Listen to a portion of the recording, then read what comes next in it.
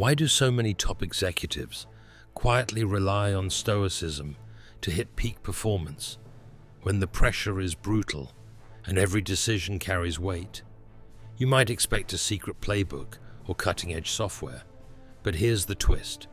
The edge is a mindset first, a system second, and it comes from a philosophy shaped 2,000 years ago.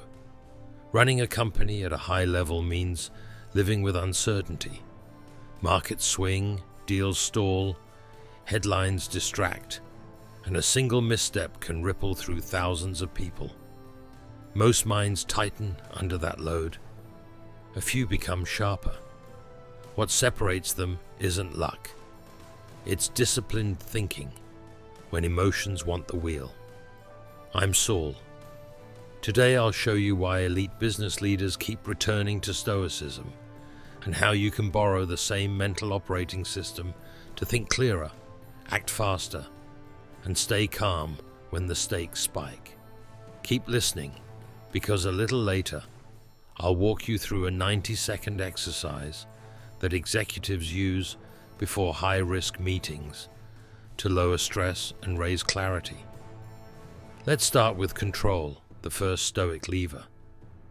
Marcus Aurelius wrote about separating what's up to you from what isn't.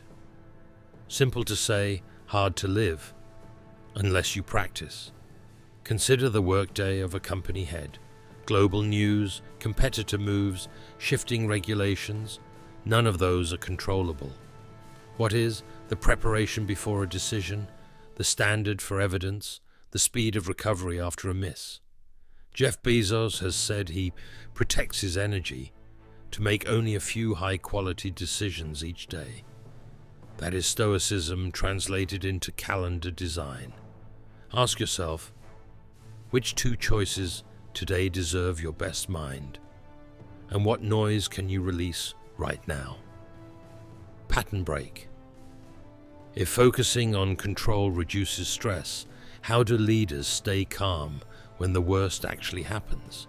They rehearse it in advance. Negative visualization sounds grim, but it's one of the most practical tools a strategist can use. Picture losing a flagship client, a product recall, or a technology outage. Walk through it step by step. Who calls whom? What resources shift first?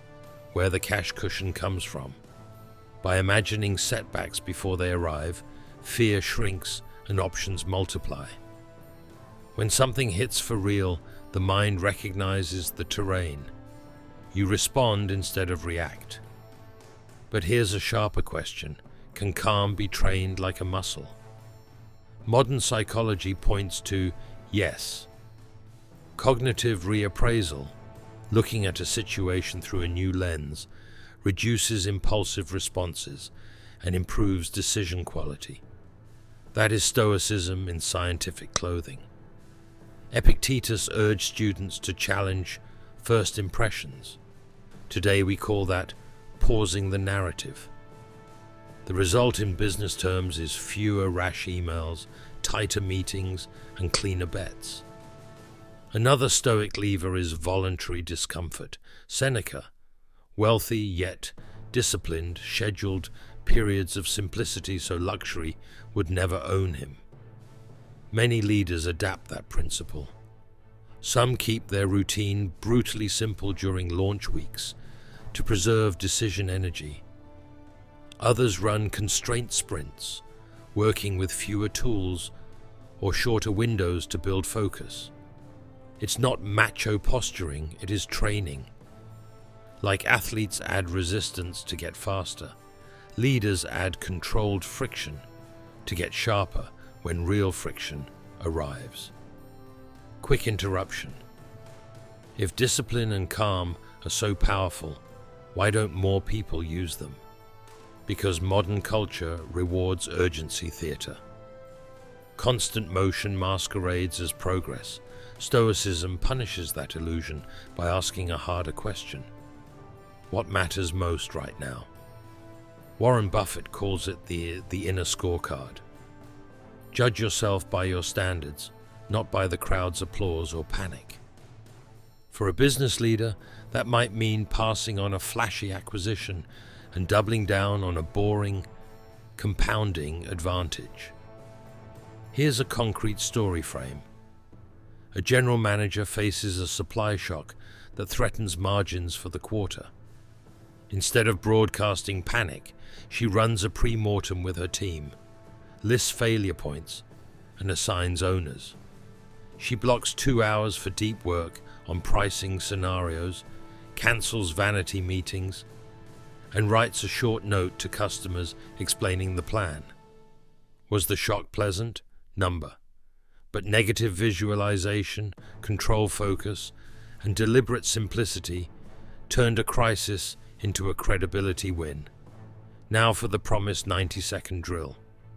Before a high-stakes decision, leaders breathe in for 4, hold for 4, exhale for 6, repeat 6 times. On a notepad, they draw 2 columns, influence and noise. 3 bullet lines go under each, then 1 sentence. Given what I can influence today, what is the smallest action that moves the outcome? That tiny sequence lowers arousal and forces clarity. Do it often enough and your baseline changes. One more loop to open before we close this segment. Most people think Stoicism is about being emotionless. It isn't. It's about directing emotion toward action. In the next segment, we'll build a practical Stoic playbook for business, a 3-part cadence that links daily, review, decision rules, and recovery rituals so you can perform under pressure without burning out. Keep listening, because once you wire this cadence into your week, the way you work and the way people trust your leadership will change fast.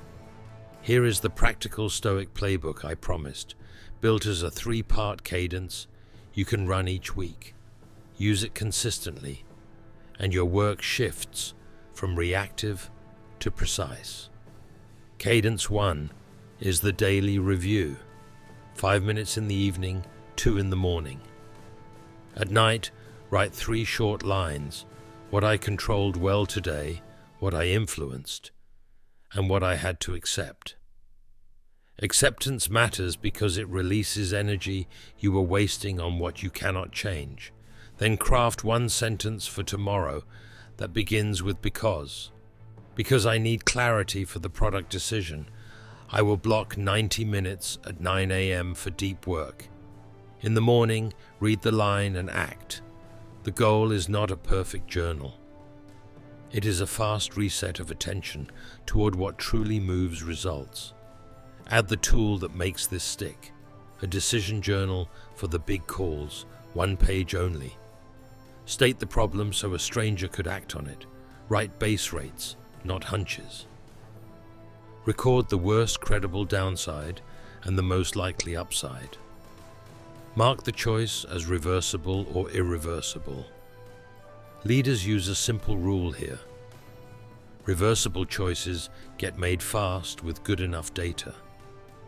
Irreversible choices slow down for 1 more round of evidence. That separation alone prevents months of wheel spinning. Now for the second part of the cadence, decision rules under pressure. Rule 1 is the 2-door test. If the door swings both ways and you can walk back easily, decide today.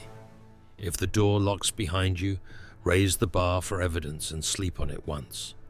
Rule 2 is the stress test. Before approving a plan, ask a trusted skeptic to red team it for 10 minutes. Do not defend. Listen, harvest the risks, adjust. Rule 3 is the kill switch. Before launch, write the conditions that will stop the effort, the metric that proves it, and the person with authority to pull the plug. When the moment arrives, you are not arguing feelings. You are following your pre-commitment. Pattern interrupt. None of this matters if your mind is depleted. That is where the third part of the cadence comes in, recovery rituals. Start with a breath reset between meetings, 4 in, 4 hold, 6 out, twice. Add a 10-minute walk after the day's biggest decision, so your body clears adrenaline. Protect a digital sunset 30 minutes before bed and end your page with one line of gratitude to tilt the nervous system toward calm sleep. Not glamorous, extremely effective. Let me ground this with a practical story. A product chief named Layla plans a pricing pivot after a competitor undercuts the market. She runs a premortem with her team and lists ways the change could fail. They spot a likely churn spike among legacy users. Layla builds a retention offer before the announcement and schedules personal calls with the top 20 accounts. Launch week brings some churn, but far less than feared, and net revenue climbs within a month. That is not luck. It is preparation meeting volatility. But what about emotion in the room? Stoicism does not deny it. It channels it. When anger or fear spikes, name it in plain words. I notice frustration. Then ask a controlling question. What action moves the ball 1 yard right now? That single yard compounds across a quarter. Here is one sentence that prevents most unforced errors. Never make an irreversible decision at a low point in your energy curve. If the choice matters, decide when your mind is fresh, not when you are depleted. It sounds obvious until you audit your worst calls and see how many were made late at night. There is one more lever elite business leaders use that almost nobody talks about: identity. If you see yourself as a firefighter, you will subconsciously light more fires. If you see yourself as a builder, you will hunt for patient, compounding moves. Choose the identity that serves the mission and let your calendar prove it. 10 minutes of stillness each morning is not a luxury. It is a signal that thinking time is sacred. So here is your challenge for the next 7 days. Run the cadence. Evening review in 3 lines. Morning. Because sentence. 2-door test for every meaningful choice. A 10-minute red team with a trusted skeptic once this week. A digital sunset and a strict no big decisions rule after dinner. Watch what happens to your clarity, your confidence, and the way people respond to you. Next, we will layer on a Stoic communication framework so you can lead under pressure with fewer words and more impact.